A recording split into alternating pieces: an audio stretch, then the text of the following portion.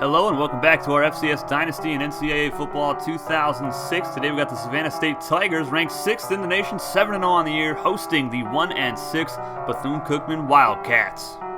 I had a chance to talk with head coach Seth Maddox about the Howard Bison game, and he said that I hit the nail right on the head.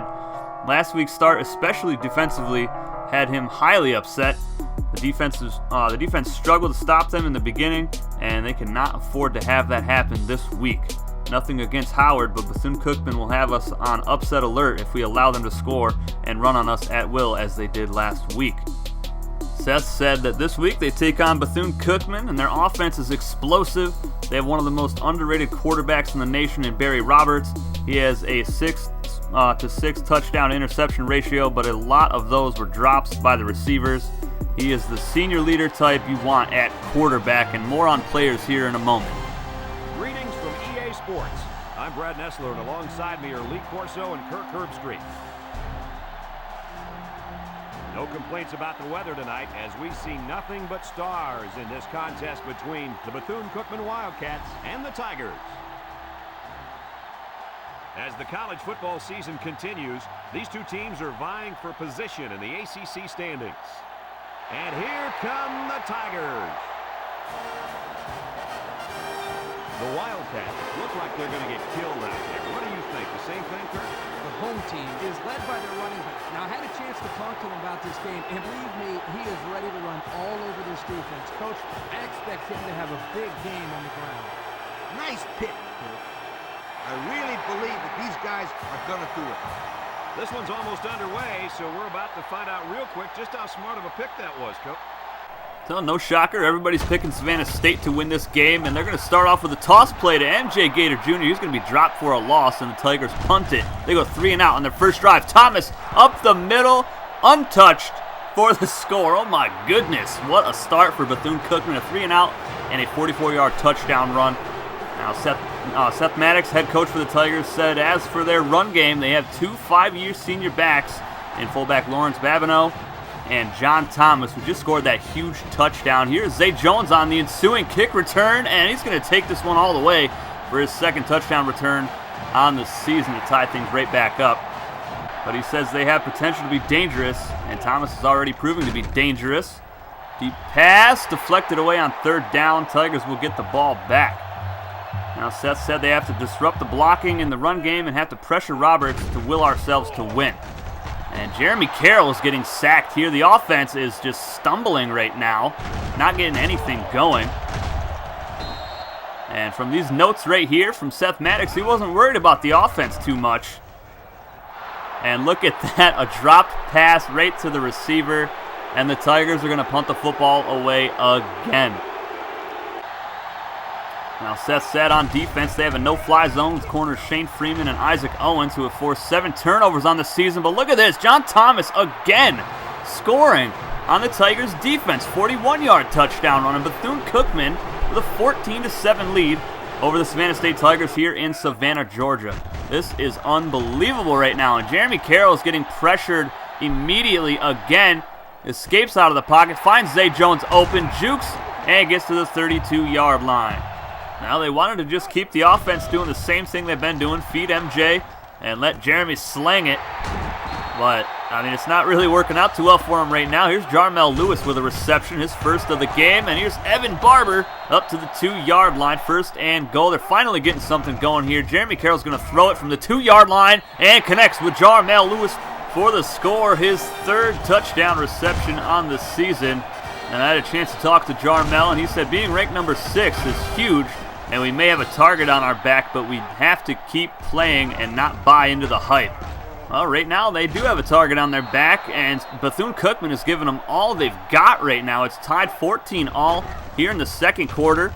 Roberts taking a shot, and that is caught by Bishop in Tiger territory.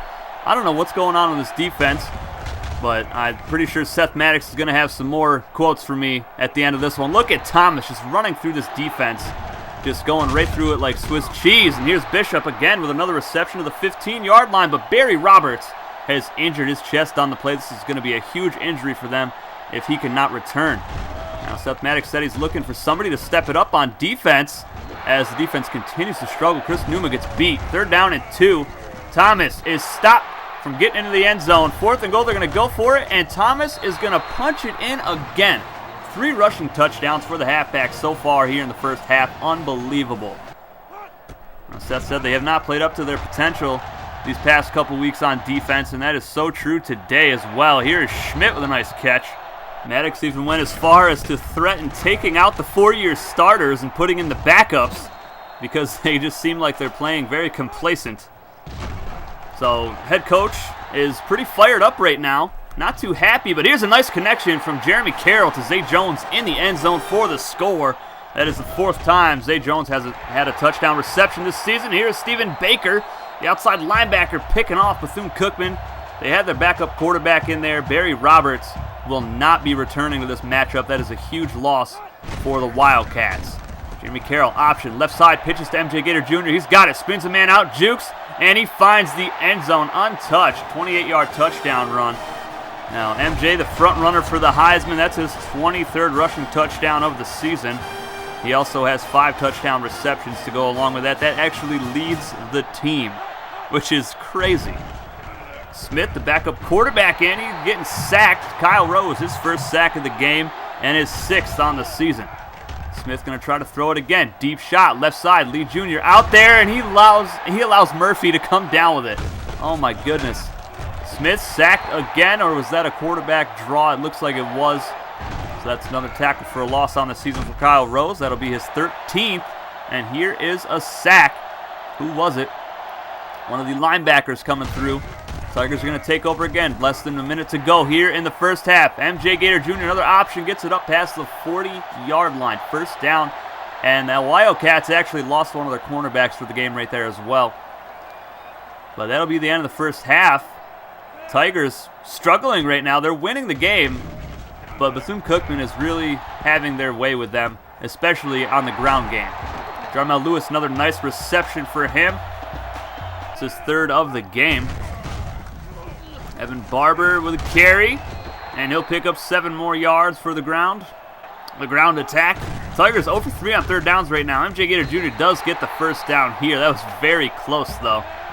And I spoke with him before this game as well. He said he hopes that they get to play Bryant in the conference championship game, so him and Brandon Allen could put on a show. But here is a touchdown. Oh my goodness, Mosby, I think he's the 4th wide receiver on the roster, gets a touchdown reception, his 1st of the season.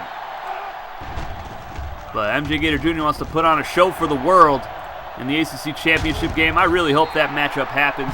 I think it'll be fantastic. Brandon Allen, of course, in the top 5 for the Heisman watch list as well. Both of these players are up for Walter Payton Awards, and that would be a really great matchup for the entire country to see that. Here's Schmidt on a reception, and he somehow finds the pylon for the score. Jeremy Carroll with 4 touchdown passes today. That'll give him 18 on the season, only 2 picks. Thomas, another carry, right side in the open field, all the way into the secondary, picks up 15 yards. He's got 130 yards on 16 carries with 3 scores. Seth Maddox, how do you feel about that one, buddy? 3rd and 10, though. They're forcing the backup quarterback to throw it, and it's picked off by Chris Numa. That's going to be his 7th interception on the season, and Chris Numa takes it to the house. That is his 3rd pick 6 this year. He has 6 total touchdowns, 3 pick 6s, and 3 punt returns for touchdowns. Not a very good throw. That was in triple coverage right there, and Numa stepped in front of it, and not many people are going to catch him in the open field. Savannah State starting to open up the scoreboard now, 49-21. This game was pretty much decided when Barry Roberts was injured and done for the day. Garrett Smith is struggling. He's 3 of 10. The Tigers continue to throw the football, but Jeremy Carroll is sacked back at the 12-yard line. I believe this is the most sacks the Tigers have allowed all season in one game. Carroll has been able to stay upright for the majority of the year. And he's going to throw it again here, rolling out right side. Taking his time, waiting, and throws it out to Matt Meeks, who comes down with it for the catch all the way past midfield. That is his 15th catch on the year. First and 10 from the 47-yard line. Carroll, left side, Matt Meeks open again. 2 consecutive plays, past the 30, past the 25, dragging defenders down inside the red zone. So he now has 16 receptions. First and 10 from the 19. Carroll towards the end zone. Matt Meeks with another touchdown catch on the season. That's his third. And he had 3 consecutive receptions right there, 3 consecutive plays. So, favorite target of the drive, Matt Meeks. And Jeremy Carroll rewards him with a touchdown. That's the 5th touchdown pass of the game for Jeremy, and 19th on the season to go along with just the 2 interceptions. John Thomas gets another carry, breaks a tackle from Stephen Baker in the open field. The backups are in for the Tigers, I believe. But another huge run for Thomas. Just running right through everybody. They have no answer for this guy. First and 10, Smith's going to have to throw it, and he will throw it deep, and this time it's picked off by Rayshawn Griffin. That's his 2nd pick on the year, and another terrible decision by the backup quarterback, Garrett Smith. He threw that in quadruple coverage. Let's take another look at that. 1 receiver, 4 defenders. Why would you make that decision? First and 10, backups are now in for the Tigers on offense. Here's J.J. Barber picking up 9 yards. He's been electric when he runs the football this year. 174 yards on the ground. This run right here is going to get him up over 200 as he goes down at the 45-yard line. And he's going to run the football again. Option play. Barber runs through the cornerback, picks up 8 yards. Only 109 yards on the ground today for Savannah State. They really struggled. We didn't see a whole lot of MJ Gator Jr. today. It was mostly Jeremy Carroll just airing it out. And here's J.J. Barber taking off from the 45-yard line inside the 30, the 20, the 10. Spins by a defender down to the 1-yard line. Oh my goodness, a 44-yard run for J.J. Barber. And that's going to get him up over 250 yards, or close to it, I believe. About 240 right now. And he has 1 touchdown run on the season as well. Here's Evan Barber punching it in for the score. Very easy touchdown, his 4th on the season. And he's got almost 300 yards rushing this year. So a lot of players doing it on the ground for the Tigers. And here's Thomas still trucking through defenders. 157 yards on the ground allowed today by the Tigers. They average 58 per game. And another first down, or another stop for the defense. Here's Gary, the backup fullback, getting a carry. And he'll pick up 16 yards running over defenders left and right. 2 minutes remain in the game. Evan Barber gets a carry. Left side, he fumbles the football. It's recovered by Bethune-Cookman. You got to hold on to that ball, Evan.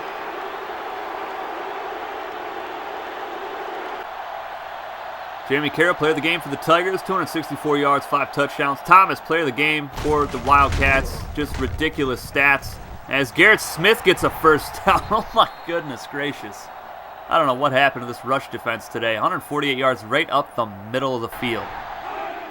3rd and 16, Garrett Smith going to throw the football. Hit as he throws, connects with Oliver, wide open for the score. 27-yard touchdown pass for the backup quarterback. And that is going to be the final score, 63-28. Tigers win it, but there are some unanswered questions here for the Tigers today. Like, what happened to the defense? Why did John Thomas run for almost 200 yards against this defense, who has been pretty good this entire season? I mean, there's been a couple games in a row here where they've allowed some yards, but this is just ridiculous. 150 yards right up the gut. Only 456 yards of offense for the Tigers. MJ Gator Jr. only touched the football maybe 7 times this game. 4 takeaways for the Tigers defense. Without that, I mean, this game might be really close. 28 points in the 3rd quarter. That was the big difference that really allowed the Tigers to pull away and come away with the win. 63-28. They've put up so many points this season, but their defense is starting to show signs of being tired. You know, being a little bit fatigued out there. MJ Gator Jr., 6 carries, 66 yards, and a touchdown. Evan Barber, 48 yards and 1 score. And that'll put Barber over 300 rushing yards this season with 4 scores. And he also had a fumble.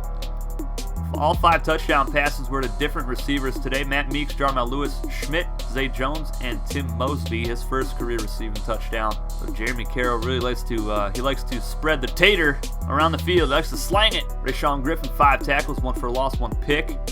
Baker with a pick as well. Chris Numa with a pick six. A 60-yard return. That'll give him 169 yards on interception returns this season, which I will have to check, but that might be top 5 in the country. Will Ortiz, 5 tackles, 5 for a loss. The Wildcats' ground and pound attack was just deadly today. The Tigers came into the game with the number 2 defense in the nation, only allowing 12.8 points per game, and they allowed 28 today to Bethune-Cookman. The Tigers also only have 5 turnovers on the year coming into the game, but add a fumble to that, so now they have 6. They got 21 takeaways coming into the game. Now they have 25. Unreal. Just crazy stats for the Tigers this season. But again, they definitely need some work on the defensive side of the football. Got to get that figured out. The next Tigers football game, they'll be hosting the Morgan State Bears. That's another ACC matchup. That is a Week 11 game. That'll be a fun one as well. Our next game, which will be out tomorrow, Southern Utah travels to Cheney, Washington to take on the Eastern Washington Eagles, who are 4-3 on the year. Southern Utah looking to rebound after that loss to San Diego. I'll see you guys with that one tomorrow. Take it easy, guys.